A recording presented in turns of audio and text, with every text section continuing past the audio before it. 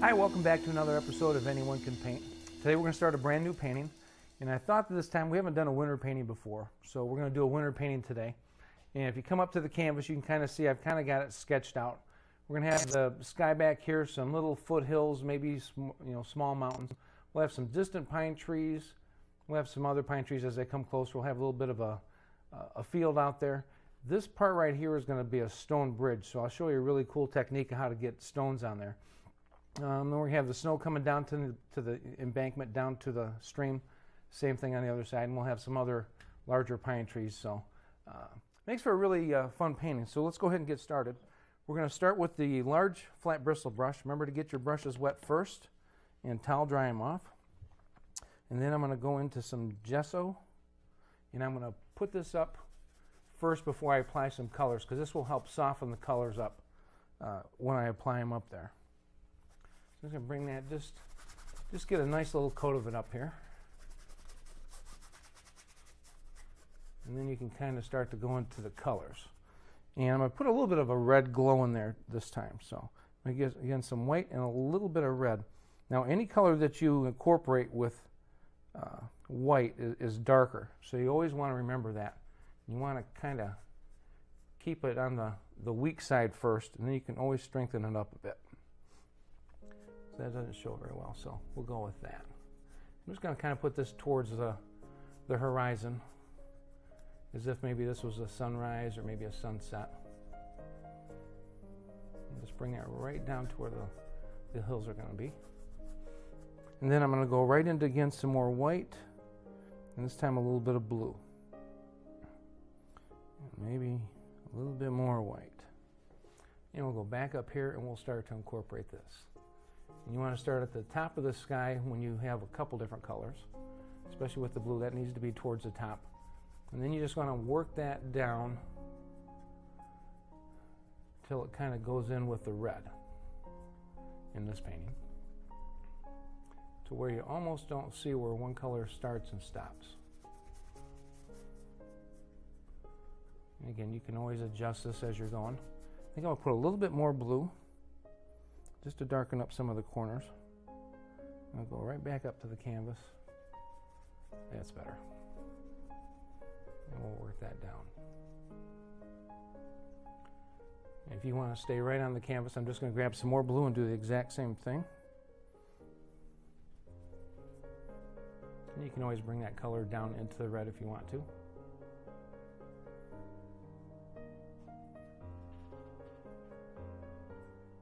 Just a nice soft little sky. The red helps to warm up a winter scene. You can make, especially with winter scenes, you can make a winter scene appear to be very, very cold, or you can warm it up a little bit. If you want to leave it cold, you kind of get that impression that it's cold, and that you just keep working with your blues quite a bit. If you want to warm it up, that's when you can incorporate some reds or some yellows or oranges, something like that. Let's go ahead and clean out the brush. And then we're going to start blocking in that distant hill. This is going to be done with some white, some blue, and a little bit of green. It's going to keep it more on the bluer side because this is further away, so blue needs to be pretty predominant in it. I'm going to add a little bit of white to that. I'll be right back up. It's just a little dark. That's better. And we'll just kind of work this down. You just kind of get the shape that you want. Work this right up into the sky. And soften it as you come down. Back here there's going to be some pine trees, so it's not imperative that you get that in there, but you never know, some may peek through a little bit. So I kind of tend to paint this out just to be safe.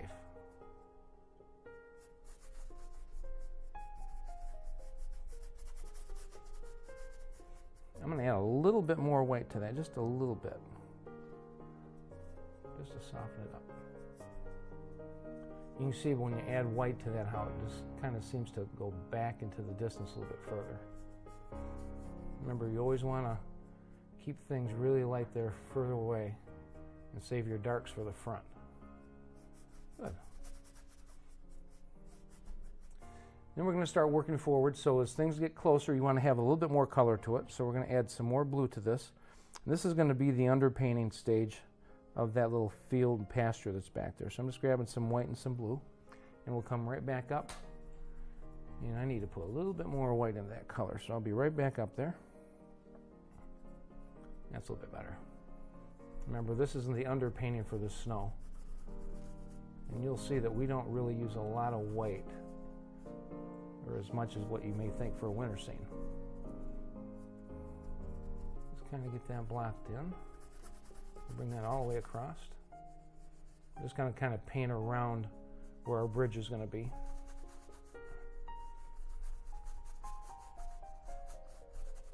And again, just nice loose brush strokes. You just want to get this color in.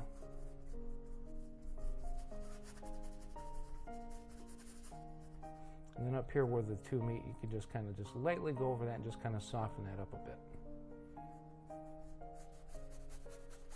I think while I still have this color combination, I'm still going to go through and block in some other areas that we're going to use the same color. So just against that combination of some white and blue, I'm going to come up here now underneath the bridge. We're going to have a little bit of the snow, a little bit of a bank that sticks out here. So we want to block this in. Like that. And then this is going to be snow here, and that's going to be snow there. So I'm going to go again, grab again some white and some blue. And if you want to do it how I traditionally do it, I just grab this on the brush and I kind of adjust the colors as I go. So if that happened to be too white, I just go down and grab a little bit more blue and throw that in there and just blend it right on the canvas. You don't always have to blend everything on your palette. And again, don't worry about your brush strokes. These can go every direction that you can imagine. Just going to again grab some white and some blue and go right back up and we'll block this in.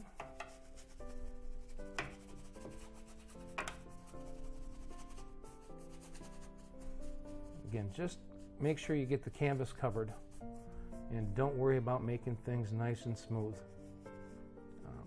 You're going to see some of this blue show through, but you're not going to notice the brush stroke so much. All right, and we're going to do the same thing. We're going to jump to the other side of the bank, again with the white and some blue. I'm kind of jumping back and forth between gesso and white paint, and it's not for any particular reason. You can use whatever you happen to have. If you have the white paint or if you have gesso, either one of those are interchangeable. I'm going to lighten that up a little bit, so I'm going to grab some more white and just bring it right up to the canvas and blend that in. And you can get away with that because the paint's wet. So that's why it calms it down right away. And again, nice, loose, relaxed brush strokes. Just bring that right down to where we're going to have that river. And if you want to stay right here, I'm going to be right back. I'm just going to grab some more. Again, some white and some blue. And we'll finish out this corner down here. And again, don't worry if you have some darker areas of blue and lighter areas. Just isn't a big deal.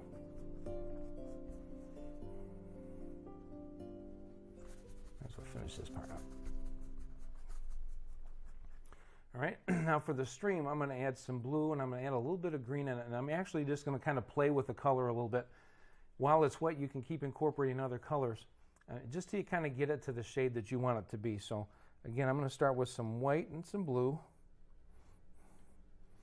And maybe some little hints of green in there. And again, I'm just going to kind of get this up here and get this started. So I'm going to grab some green just so I can start to change this up a bit. Now I grabbed obviously way too much green. So don't worry about that. It's just a combination of going back and grabbing some white and some blue. Again, just paint right over top of that. And this is now getting more to the color that I wanted to get to. But you're always going to have to make adjustments as you're painting. Normally it never works out exactly the way you want. You can get close a lot of times, but most of the time you've got to go through and make some adjustments. So it's a typical thing to do. Again, just work this in.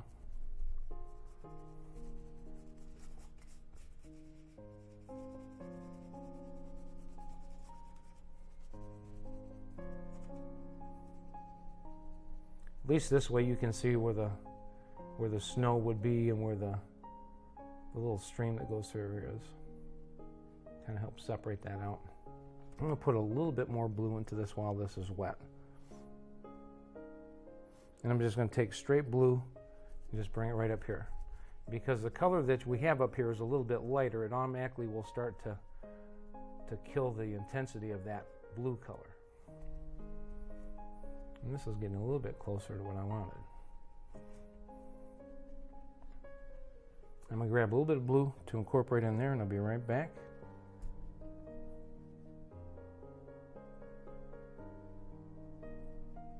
That's a little bit better.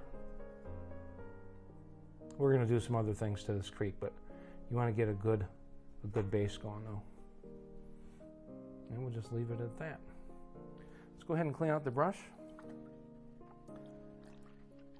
And now we're going to start to incorporate some pine trees that are up against those hills or that mountain that's way back there. Now remember, you want, as things are further away, you want to keep things smaller. That helps get that sense of some distance in there. So I think we're going to go with the medium flat bristle brush. You want to make sure, again, you get that wet and then towel dry it off. And with this color that we're going to use, you want this color, again, to be kind of light, but you need to make sure that you're darker than what your hills are back here. That's, again, another reason to stay light at first. But if you just want it to get a little bit darker than what that is to make that stand out. So again, we're going to go with the white and the blue, and I've got some of that already on the palette. And I'm going to add a little bit of green to it. And then you're just going to have to go with what you think could be right. If you get that to the chiseled edge, you get that nice little point that's on there. And you come up to the canvas, and you just kind of, yeah, that color's going to work real good. You can see that it's got green in it to help with that pine tree impression, but it still has some blue in it to make it way, way back in the distance. So I'm just kind of going up and I'm just tapping. I'm keeping the brush on about a 45-degree angle. And then you're able to kind of keep those nice little points on there. You want to vary the height as you go, so it kind of gives that impression that there's a pretty good stand of trees that are back there. The bottom of this, don't be concerned with that so much. We're going to blend that out and do some other things. I'm just going to go back and reload and be right back up. Hopefully my hand is staying out of the way that you can see some of this, but just kind of going up and just tapping, and just really light taps. And again, you just want to be concerned with getting those nice little tops and little points that are on those. If I do it this way, it's a little bit easier to see. We'll see how that works. I don't think I've ever done these backhanded before. Again, just kind of vary the height so it gets that impression that it's pretty thick back there. And just work across, and you can see I'm just tapping right into the canvas. Again, don't worry so much about the shapes. Worry more about getting nice heights on them. I'm going to go down and reload the brush. Again, getting it to that nice little edge. And you do that by, when you have your color, you just want to pull your brush through it, turn it over, pull your brush through it again, and you can see that you get a nice little point right on the edge of your brush. And the paint is forced at the end of the bristles. That's what keeps those closed. It kind of acts like a glue. But that's exactly what a chiseled edge is. So we're going to go back up to the canvas, and we'll continue putting in some more of these trees. Now we are going to have some larger pine trees that are closer. I'm going to have to go back to this because I can't see very well, so hopefully this is okay. But again, I'm just tapping and moving around, varying the heights. I'm just going to go a little bit further on this side, then we'll go back on the other side.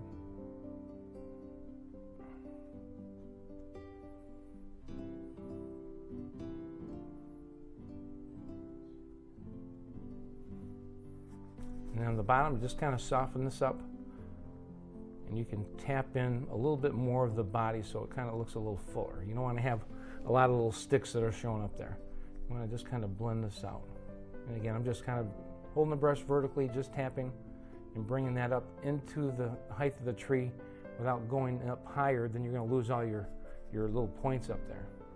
So I'm going to reload, and we're going to continue on the other side, again with the chiseled edge. Oh, maybe this is better. Doesn't make for a better tree, but I don't know if you can see a little bit easier. Again, the secret here is to getting those nice tops. I'm gonna have to go back to this way and just vary the height. That's all you gotta do.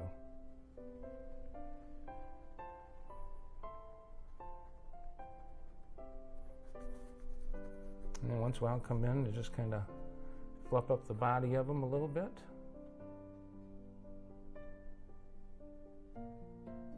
I'm going to reload and I'll be right back. In fact, I got to make another little pile here. Again, it's some white, blue, and a little bit of green to it. And we'll go back to the canvas. Sometimes you don't get the color exactly right, and it's not that big of a deal. This I got kind of lucky. And we're just going to go a little bit further to the right. Again, I've kind of explained this on some other shows. I kind of like to overpaint, which that means is that I know that some of these trees that we're putting in right now are going to get covered up. But by extending this further than I actually need, then when I'm ready to put in the larger pine trees, then I can put them where I want, as opposed to is if I just put some here and had planned on trees being there, then all of a sudden I'm like, I really don't like it that well.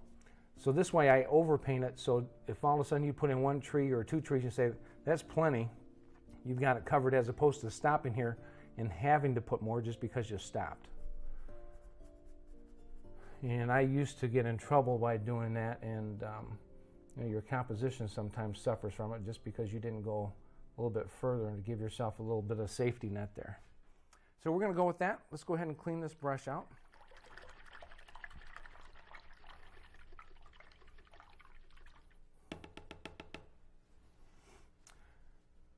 I think that, let me see, we might be able to get away with putting in some highlights in there. I'll show you how you can really push those trees further back. This area in here is going to be a field or just, you know, a pasture that you see going back. And then we'll start building some pine trees up in this area and then further out. But this is going to be a clearing that's in here. And one of the really cool things about this is that you really can decide on how far you want that to appear. And it's all about how far you want to put your highlights of your snow up. And I'll show you as we get going here. So this is going to be white with just a little bit of blue. And of course I grabbed too much blue. I don't know what's up with that. Now you still want to have blue in this. You don't want to have just white. Because you'll see is that when I put this up here, I don't know if you can come back down to the palette. I'm sorry. Is that you can see that you can see it's clearly some blue that's on my brush. But if we go back up to the canvas, when I go to put this on for highlights, you're going to see how white that looks. So you always need to be aware of the colors that you're going to apply this to, because it really can have an impact on how that looks. Now you recall in all the paintings that we do, when we talk about highlighting, you know, one of the golden rules is that you cannot cover up all of the dark underpainting. That's what helps give you that sense of depth and distance. I'm just going to grab some more color and I'll be right back up. So as you're doing this, you want to make sure you're skipping around a bit and not covering up all that dark. And that's true with anything that you highlight. That dark is just as important as what the highlight itself is. The highlight will always indicate the size or the shape or the angle or the movement of that object, but the darkness of that object always gives you the depth in it and kind of helps describe what that object is. So you just kind of go through here and you can see that you don't have to just pile white on there for that to look like snow. And again, like we talk about with darks, things get darker as they get closer. Light colors get brighter as they come closer. So you want to save your brighter colors for up here, and you want to save your darker whites for back there. So I'm just going to reload, and maybe I'll even grab a little bit of red to put in here so we can kind of maybe capture some of maybe the reflections from the sky. So we'll just incorporate some of that in here a little bit. That looks pretty good on there. I think I'll grab some more. I'll be right back. All right, and as we start working back, this is where you'll kind of get a sense of how you can push trees back. Now this is kind of a wet area. I'm going to have to brighten this up a bit just so you can see it.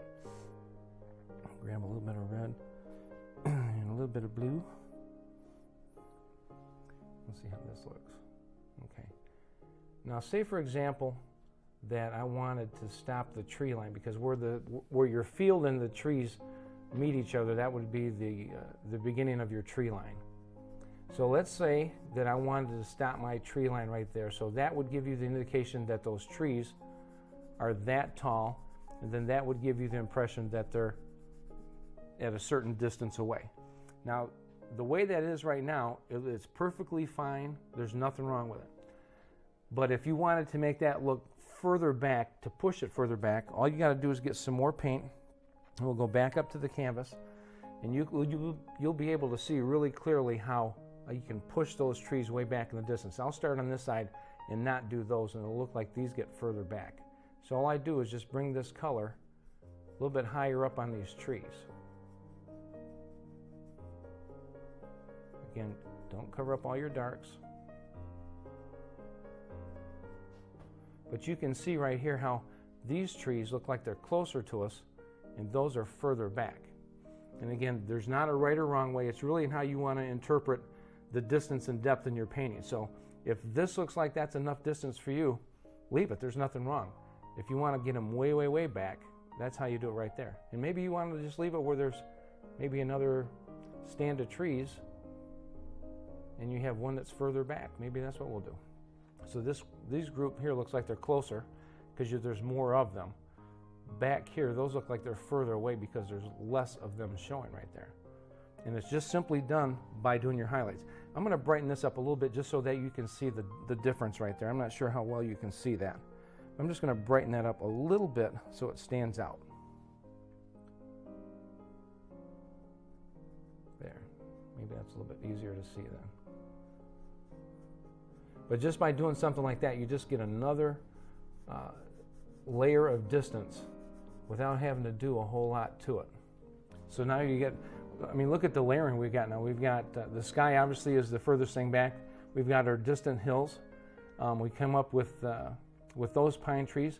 We push those further back. Really it was the same group of trees, but we just cut them off further down to make those appear to be taller, and those are now closer. So we're getting a lot of layering in there. Let's go ahead and clean out the brush, and then we're going to start blocking in some of our pine trees. And remember that we want to keep getting a little bit darker as we get closer. So we're going to kind of still work on that same pile we had with some white and some blue and some green. Now as you get closer, you start using less white in your combination. Sticking with the same brush, the medium brush, but this color needs to be darker than what that is, and you can clearly see that that is. So that should be a pretty safe color to work with. So what I'm going to do is I'm going to make some that are maybe somewhere in the middle ground. So I'm just going to go up and touch, and then I'm just going to go through with the corner of the brush, and you just want to indicate the shape of a behind tree. And I'm just kind of swinging it back and forth. And you can go back and touch these up and make these larger if you want to, or wider. But you can clearly see, because they're taller, bigger, and darker in color, how it brings that forward. So we'll do a couple of those. We'll put some over here. I'm going to reload so I can get back to my chiseled edge. I'll be right back. There we go. Same thing, I'm just using the corner of the brush. Just kind of using a little sweepy motion back and forth. Remember that these are further away, so you don't want a whole lot of detail. But you do need to give the indication of what it is. And just kind of soften that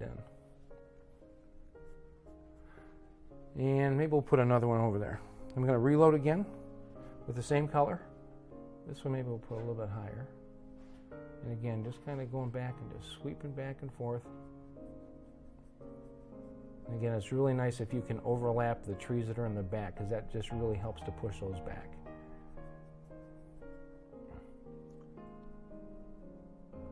And of course, you can go back and touch things up if you feel the need to. I think we'll go with that.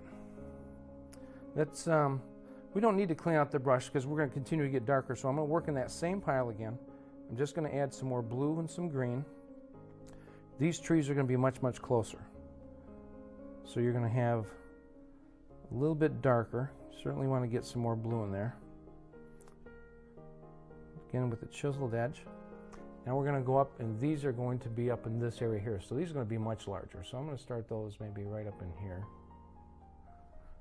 And again, I'm just going to come through and just kind of suggest by just doing some sweeping motions.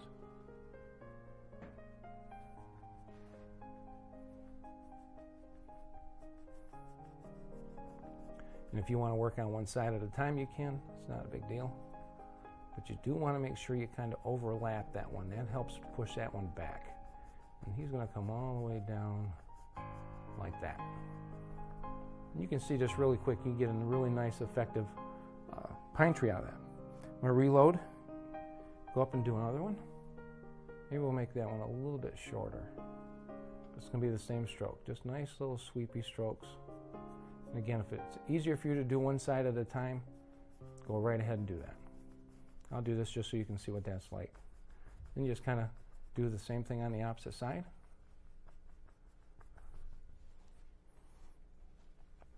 And I know that we're going to have to start winding down pretty quick. And again, we're just blocking these in. When we start putting the highlights on these will really come to life. We put some snow on there. And we're probably not going to get much further than this for this week.